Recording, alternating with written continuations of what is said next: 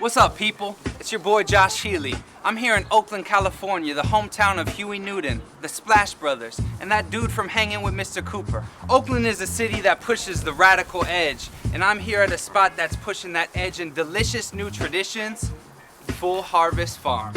And while they raise chickens and grow the freshest organic kale in East Oakland, these urban farmers got their start with a slightly different kind of harvest. Hey guys. Hey. How you doing? Good. All right. What is Full Harvest Farms? It's about 6 families, about 10-15 people who live on a compound. Our first goal is to make sure that folks are always fed. The entire space is called Nafsi Ajami, which is a retreat space. And my mom posed a quote to us by Dr. Howard Thurman. And the quote is, "Don't ask what the world needs, ask what makes you come alive and go do that." Because what the world needs is people who have come alive. And so she said, well, what makes you come alive? And our response was pot. Because, Wait, what? you know, pot, cannabis, marijuana, tree, purple, indica, sativa, dank, ganja. Wait, All of those are acceptable terms for the holy plant. We're talking about the farm, right?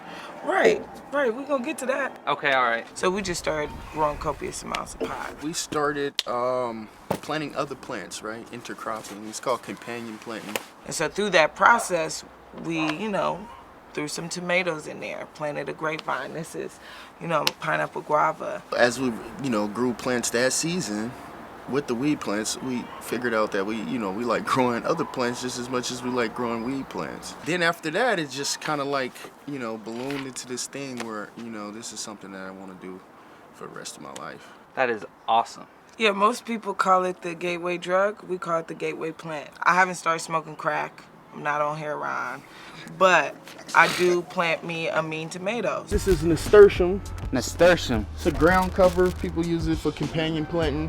But you can also use it in a salad as a garnish. And you just eat the flower like that.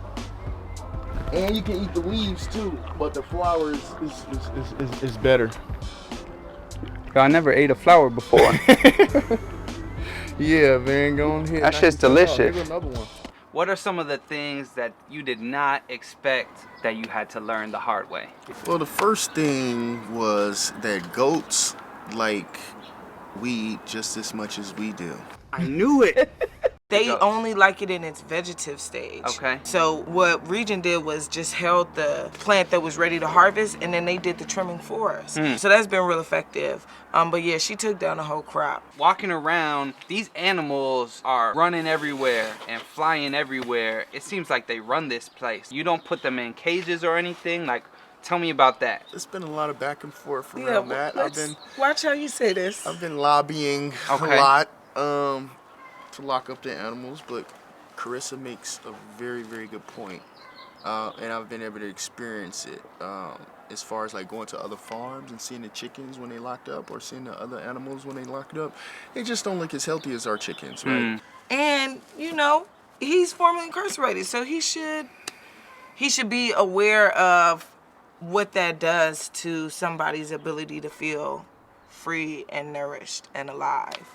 What makes it powerful that you have this farm in the middle of East Oakland? And it's powerful because we're black, right?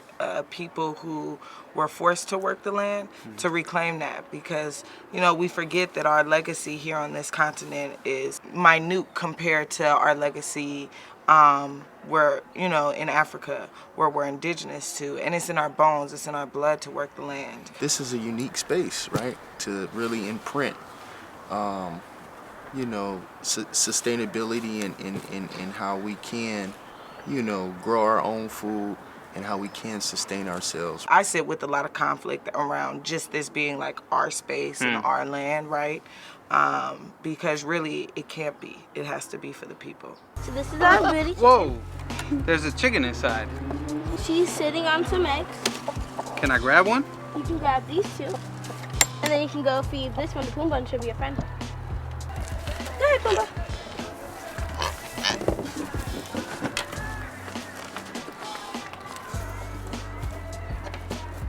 What's your larger vision here? Is to be a space where specifically formerly incarcerated folks can come and learn how to get in the land, and give them some tools to navigate the world, right? It's directly going against the senseless, war on drugs. Like, we know why that was put into place, and that was put into place to lock people who look like me up, right? It's hundreds of thousands of people in this country locked up for marijuana, right? And I'm not saying that's the whole problem. When it's people that's making money off of this, it's significant. It's a direct action to the state to say, actually, we're going to provide these folks who you have deemed unnecessary and illegitimate, we're going to provide them the necessary tools to play your game. But y'all still grow your weed, right?